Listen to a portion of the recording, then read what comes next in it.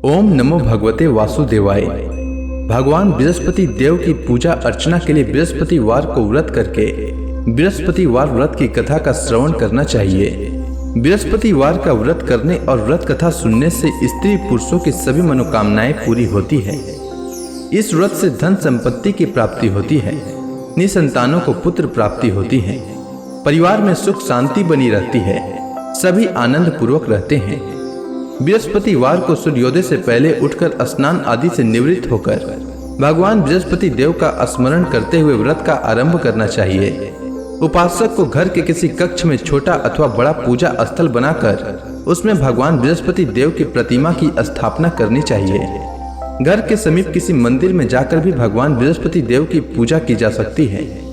भगवान बृहस्पति देव पीले रंग के पुष्प और पूजा की पीले रंग की सामग्री को विशेष रूप से पसंद करते हैं, इसलिए स्नान के बाद पीले रंग के वस्त्र धारण करने का विशेष महत्व बताया गया है। पीले रंग के पुष्प, केले और पीले चंदन से भगवान बृहस्पति देव की पूजा का विधान है। बृहस्पतिवार के व्रत में उपासक को पूरे दिन में एक समय ही भोजन करना चाहिए। भोजन में चने की दाल, बेसन और दूसरे पीले रंग के खाद्य पदार्थों का ही सेवन करना चाहिए। व्रत करने वाले पुरुष बृहस्पतिवार को दाढ़ी व सिर के बाल न कटाएं। पूजा के समय भगवान बृहस्पति देव से जो मनोकामना प्रकट की जाती है वे उस मनोकामना को पूरा करते हैं। इस व्रत में व्रत कथा का श्रवण करने का विशेष महत्व है। अब आइए सुनते हैं बृहस्पतिवार व्रत कथा। प्राचीन समय की बात है। भारत में एक राजा राज्य करता था। वह बड़ा प्रतापी तथा दानी था। वह नित्य प्रति मंदिर में भगवत दर्शन करने जाता था। वह ब्राह्मण और गुरु की सेवा किया करता था। उसके द्वार से कोई भी याचक निराश होकर नहीं लौटता था। वह प्रत्येक गुरुवार को व्रत रखता एवं पूजन करता था।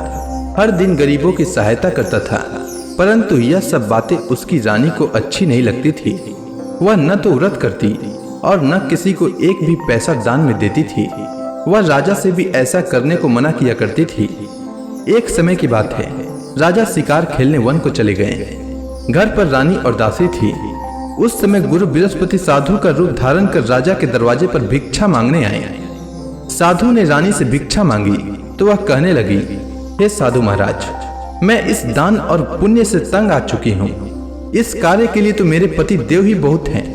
अब आप ऐसी कृपा करें कि सारा धन नष्ट हो जाए तथा मैं आराम से रह सकूं। साधु रूपी बृहस्पति देव ने कहा, हे देवी, तुम बड़ी विचित्र हो। संतान और धन से कोई दुखी नहीं होता है, इसको सभी चाहते हैं। पापी भी पुत्र और धन की इच्छा करता है। अगर तुम्हारे पास धन अधिक है तो भूखे मनुष्यों को भोजन कराओ, प्याऊ लगाओ, ब्राह्मणों को दान दो, धर्मशालाएं बनवाओ, कुआं, तालाब, बावड़ी, बाग, बगीचे आदि का निर्माण कराओ तथा निर्धनों की कुंवारी कन्याओं का विवाह कराओ, साथ ही यज्ञ आदि करो। इस प्रकार के कर्मों से आपके कुल का और आपका नाम परलोक में सार्थक होगा एवं स्वर्ग की प्राप्ति होगी। परंतु रानी साधु की इन बातों से खुश नहीं हुई। उसने कहा, हे साधु महाराज, मुझे ऐसे धन की आवश्यकता नहीं जिसको मैं अन्य लोगों को दान दूं तथा जिसको रखने और संभालने में ही मेरा सारा समय नष्ट हो जाए। साधु ने कहा, हे देवी, यदि तुम्हारी ऐसी इच्छा है तो जैसा मैं तुम्हें बताता हूँ तुम वैसा ही करना। बृहस्पतिवार के दिन घर को गोबर से लिपना, अपने केसों को पीली मिट्टी से धोना, केसों को धोते समय स्नान करना, राजा से कहना वह हजामत करवाए, भोजन में मांस मदिरा खाना, कपड़ा धोबी के यहाँ धुलने देना। इस प्रकार 7 बृहस्पतिवार करने से तुम्हारा धन नष्ट हो जाएगा। यह कहकर साधु महाराज रूपी बृहस्पति देव अंतर ध्यान हो गए। रानी ने साधु के कहने के अनुसार 7 बृहस्पतिवार तक वैसा ही करने का विचार किया। साधु के बताए अनुसार कार्य करते हुए केवल 3 बृहस्पतिवार ही बीते थे कि उसकी समस्त धन संपत्ति नष्ट हो गई। भोजन के लिए दोनों समय परिवार तरसने लगा तथा सांसारिक भोगों से दुखी रहने लगा। तब वह राजा रानी से कहने लगा कि हे रानी, तुम यहाँ पर रहो, मैं दूसरे देश को जाता हूँ, क्योंकि यहाँ पर मुझे सभी मनुष्य जानते हैं, इसलिए मैं यहाँ कोई कार्य नहीं कर सकता। मैं अब परदेश जा रहा हूँ, वहां कोई काम धंधा करूंगा, शायद हमारे भाग्य बदल जाए। ऐसा कहकर राजा परदेश चला गया। वह वहां जंगल से लकड़ी काट कर लाता और शहर में बेचता। इस तरह जीवन व्यतीत करने लगा। इधर राजा के बिना रानी और दासियां दुखी रहने लगी। किसी दिन भोजन मिलता और किसी दिन जल पीकर ही रह जाती। एक समय रानी और दासियों को 7 दिन बिना भोजन के व्यतीत करना पड़ा। तो रानी ने अपने दासी से कहा, हे दासी, यहाँ पास के ही नगर में मेरी बहन रहती है, वह बड़ी धनवान है। तू उसके पास जा और वहां से 5 सेर बेझर मांग कर ले आ, जिससे कुछ समय के लिए गुजर हो जाए। दासी रानी की बहन के पास गई। रानी की बहन उस समय पूजा कर रही थी। बृहस्पतिवार का दिन था। दासी ने रानी की बहन से कहा, हे रानी, मुझे आपकी बहन ने भेजा है, मुझे 5 सेर बेझर दे दो। दासी ने यह बात अनेक बार कही, परंतु रानी की बहन ने कोई उत्तर नहीं दिया, क्योंकि वह उस समय बृहस्पतिवार की कथा सुन रही थी। जब दासी को रानी की बहन से कोई उत्तर नहीं मिला तो वह बहुत दुखी हुई। उसे क्रोध भी आया। वह लौटकर रानी से बोली, हे रानी, आपकी बहन बहुत ही धनी स्त्री है, वह छोटे लोगों से बात भी नहीं करती। मैंने उससे कहा तो उसने कोई उत्तर नहीं दिया। मैं वापस चली आई। रानी बोली, हे दासी, इसमें उसका कोई दोष नहीं है। जब बुरे दिन आते हैं तब कोई सहारा नहीं देता। अच्छे बुरे का पता विपत्ति में ही लगता है। जो ईश्वर की इच्छा होगी वही होगा। यह सब हमारे भाग्य का दोष है। उधर रानी की बहन ने सोचा कि मेरी बहन की दासी आई थी, परंतु मैं उससे नहीं बोली, इससे वह बहुत दुखी हुई होगी। अतः कथा सुन और भगवान विष्णु का पूजन समाप्त कर वह अपनी बहन के घर आई और कहने लगी, हे बहन, मैं बृहस्पतिवार का व्रत कर रही थी। तुम्हारी दासी हमारे घर आई थी, परंतु जब तक कथा होती है तब तक हम लोग न उठते हैं और न बोलते हैं, इसलिए मैं नहीं बोली। कहो दासी क्यों आई थी? रानी बोली, बहन, हमारे घर अनाज नहीं था। वैसे तुमसे कोई बात छिपी नहीं है, इस कारण मैंने दासी को तुम्हारे पास 5 सेर भेजर लेने के लिए भेजा था। रानी की बहन बोली, बहन देखो, बृहस्पति भगवान सबकी मनोकामना पूर्ण करते हैं। देखो, शायद तुम्हारे घर में अनाज रखा हो। यह सुनकर दासी घर के अंदर गई तो वहां उसे एक घड़ा बेझर का भरा मिल गया। उसे बड़ी हैरानी हुई, क्योंकि उसने एक एक बर्तन देख लिया था। उसने बाहर आकर रानी को बताया। दासी अपनी रानी से कहने लगी, हे रानी, देखो, वैसे हमको जब अन्न नहीं मिलता तो हम रोज ही व्रत करते हैं। अगर इनसे व्रत की विधि और कथा पूछ ली जाए तो उसे हम भी किया करेंगे। दासी के कहने पर रानी ने अपनी बहन से बृहस्पतिवार व्रत के बारे में पूछा। उसकी बहन ने बताया, हे रानी बहन, बृहस्पतिवार को सूर्योदय से पूर्व उठकर स्नान करके बृहस्पतिवार का व्रत करना चाहिए, लेकिन उस दिन सिर नहीं धोना चाहिए। बृहस्पतिवार के व्रत में चने की दाल और मुनक्का से विष्णु भगवान का केले के वृक्ष की जड़ में पूजन करें तथा दीपक जलाएं। उस दिन एक ही समय भोजन करें। भोजन पीले खाद्य पदार्थ का करें तथा कथा सुने। इस प्रकार करने से गुरु भगवान प्रसन्न होते हैं, अन्न पुत्र धन देते हैं, मनोकामना पूर्ण करते हैं।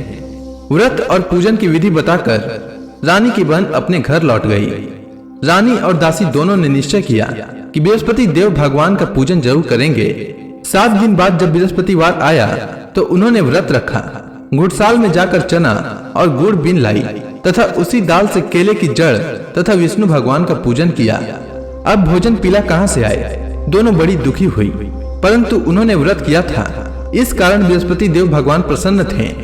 एक साधारण व्यक्ति के रूप में वे 2 थालों में सुंदर पीला भोजन लेकर आए और दासी को देकर बोले, हे दासी, यह भोजन तुम्हारे और रानी के लिए है, तुम दोनों करना।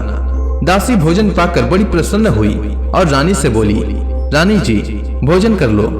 रानी को भोजन आने के बारे में कुछ पता नहीं था, इसलिए वह दासी से बोली, जा तू ही भोजन कर, क्योंकि तू हमारी व्यर्थ में हंसी उड़ाती है। दासी बोली, एक व्यक्ति भोजन दे गया है। रानी कहने लगी, वह भोजन तेरे लिए दे गया है, तू ही भोजन कर। दासी ने कहा, वह व्यक्ति हम दोनों के लिए 2 थालों में भोजन दे गया है, इसलिए मैं और आप दोनों ही साथ साथ भोजन करेंगी। दोनों ने गुरु भगवान को नमस्कार कर भोजन प्रारंभ किया। उसके बाद से वे प्रत्येक बृहस्पतिवार को गुरु भगवान का व्रत और पूजन करने लगी। बृहस्पति भगवान की कृपा से उनके पास धन हो गया, परंतु रानी फिर से पहले की ही तरह आलस्य करने लगी। तब दासी बोली, देखो रानी, तुम पहले भी इस प्रकार आलस्य करती थी। तुम्हें धन के रखने में कष्ट होता था, इस कारण सभी धन नष्ट हो गया। अब गुरु भगवान की कृपा से धन मिला है तो फिर तुम्हें आलस्य होता है। बड़ी मुसीबतों के बाद हमने यह धन पाया है, इसलिए हमें दान पुण्य करना चाहिए। तुम भूखे मनुष्यों को भोजन कराओ, प्याऊ लगवाओ, ब्राह्मणों को दान दो, कुआं तालाब बावड़ी आदि का निर्माण कराओ, मंदिर पाठशाला बनवाकर दान दो, कुंवारी कन्याओं का विवाह करवाओ। धन को शुभ कार्यों में खर्च करो, जिससे तुम्हारे कुल का यश बढ़े तथा स्वर्ग प्राप्त हो और पितृ प्रसन्न हो। दासी की बात मानकर रानी ने इसी प्रकार के कर्म करने प्रारंभ किए, जिससे उनका काफी यश फैलने लगा। एक दिन रानी और दासी आपस में विचार करने लगी कि न जाने राजा किस दशा में होंगे, उनकी कोई खोज खबर नहीं है। गुरु भगवान से उन्होंने प्रार्थना की और भगवान ने रात्रि में राजा को स्वप्न में कहा, हे राजा उठ, तेरी रानी तुझको याद करती है, अब अपने देश को लौट जा। राजा प्रातः काल उठकर जंगल से लकड़ियां काट कर लाने के लिए जंगल की ओर चल पड़ा। जंगल से गुजरते ही वह सोचने लगा, रानी की गलती से उसे कितने दुख भोगने पड़े। राजपाट छोड़कर उसे जंगल में आकर रहना पड़ा। जंगल से लकड़ियां काटकर उन्हें बेचकर गुजारा करना पड़ा। उसी समय उस जंगल में बृहस्पति देव एक साधु का रूप धारण कर आए और राजा के पास आकर बोले, हे लकड़हारे, तुम इस सुनसान जंगल में किस चिंता में बैठे हो, मुझे बतलाओ।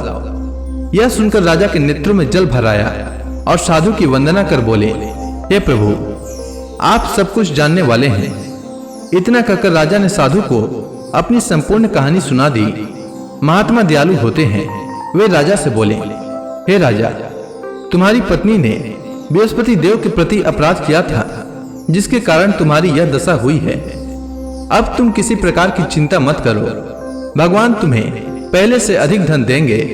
देखो, तुम्हारी पत्नी ने बृहस्पतिवार का व्रत प्रारंभ कर दिया है। अब तुम भी बृहस्पतिवार का व्रत करके चने की दाल व गुड़ जल के लोटे में डालकर केले का पूजन करो, फिर कथा सुनो। भगवान तुम्हारी सब मनोकामनाओं को पूर्ण करेंगे। साधु को प्रसन्न देखकर राजा बोला, हे प्रभु, मुझे लकड़ी बेचकर इतना पैसा भी नहीं बचता जिससे भोजन करने के उपरांत कुछ बचा सकूं। मैंने रात्रि में अपनी रानी को व्याकुल देखा है। मेरे पास कोई साधन नहीं जिससे समाचार जान सकूं। फिर मैं बृहस्पति देव की क्या कहानी सुनूं? मुझको तो कुछ भी मालूम नहीं है। साधु ने कहा, हे राजा, तुम किसी बात की चिंता मत करो। बृहस्पतिवार के दिन तुम रोजाना की तरह लकड़ियां लेकर शहर में जाओ। तुम्हें रोज से दोगुना धन प्राप्त होगा, जिससे तुम भली भांति भोजन कर लोगे तथा बृहस्पति देव की पूजा का सामान भी आ जाएगा। इसके बाद राजा ने साधु के कहे अनुसार बृहस्पतिवार का व्रत किया। बृहस्पतिवार का व्रत करने से राजा के दिन सुधर गए। इसके बाद वह अपनी रानी के पास गया और फिर दोनों आनंद से जीवन यापन करने लगे। इसलिए सुख समृद्धि की कामना करने वाले मनुष्यों को बृहस्पतिवार का व्रत करना चाहिए और बृहस्पति देव की पूजा करनी चाहिए। साथ ही बृहस्पतिवार व्रत की कथा सुनना चाहिए। तो प्रेम से बोलिए विष्णु भगवान की जय, बृहस्पति देव की जय, समस्त देवी देवताओं की जय।